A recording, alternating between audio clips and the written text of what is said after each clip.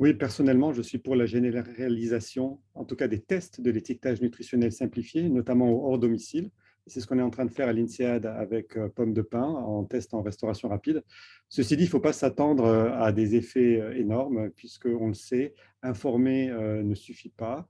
Et tout justement, l'idée du séminaire, c'était de montrer qu'il faut aussi pas simplement parler au cerveau, mais parler au cœur pour motiver et séduire, et surtout parler à la main, puisqu'on sait qu'en fait, la taille de portion, c'est le nudge le plus efficace pour inciter les gens à améliorer leur alimentation.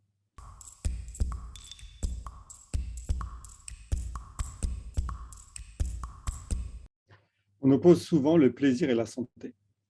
Et en réalité, l'approche épicurienne dit que le plaisir peut être l'allié d'une consommation plus saine, notamment plus modérée. Et je l'ai appelée épicurienne, puisque déjà le philosophe grec Épicure, en 300 avant Jésus-Christ, disait que le sage ne choisit pas la portion de nourriture la plus importante, mais la plus savoureuse. Et l'idée, justement, c'est de mettre en avant les aspects sensoriels, gustatifs des aliments pour rappeler aux consommateurs que dans l'alimentation, le plaisir n'augmente pas avec la quantité, mais avec la qualité. Il faut savoir savourer, il faut savoir prendre le temps et manger en pleine conscience. Et dans les études qu'on a réalisées à l'INSEAD en restauration ou ailleurs, on s'est rendu compte que cet étiquetage sensoriel épicurien incitait les consommateurs à choisir des portions plus raisonnables tout en augmentant le plaisir et l'expérience de consommation, c'est-à-dire un effet gagnant-gagnant au niveau de la santé, du plaisir et aussi des objectifs marketing.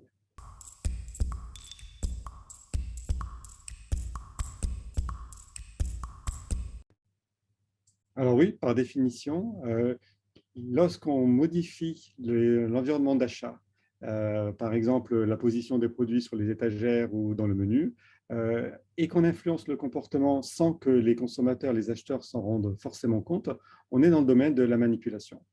En fait, ce qui est quand même important, c'est de se rendre compte qu'on ne vit pas, on ne part pas de zéro. On vit déjà dans un environnement où les magasins, les menus ont été conçus pour atteindre des objectifs commerciaux.